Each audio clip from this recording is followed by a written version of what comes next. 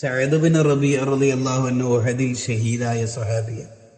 ഷഹീദാവുന്നതിൻ്റെ തൊട്ടു മുന്നേ സയ്യിദ് ബിൻ സാബിത്ത് റളിയല്ലാഹു അൻഹുവിനോട് പറഞ്ഞ രണ്ട് കാര്യമുണ്ട്. സിഫത്തു സഫ്വയിൽ കാണാം. ഒന്ന്, എൻ്റെ സലാം മുത്തുനബി സല്ലല്ലാഹു അലൈഹി വസല്ലം തങ്ങളോട് പറയണം. രണ്ട്, ഒന്ന് നബിയോടാണ്. രണ്ട്, എൻ്റെ അൻസ്വാറുകളായ കൂട്ടുകാരോട് പറയണം. നിങ്ങളിൽപ്പെട്ട ഏതെങ്കിലും ഒരാൾ ജീവിച്ചിരിപ്പുണ്ടായിരിക്കെ മുത്തുനബിക്കാറ്റ എന്തെങ്കിലും പറ്റിയാൽ അള്ളാഹുവിൻ്റെ അടുത്ത് നിങ്ങളെ വെറുതെ വിടൂല. കാക്കണേ, സംരക്ഷിക്കണേ.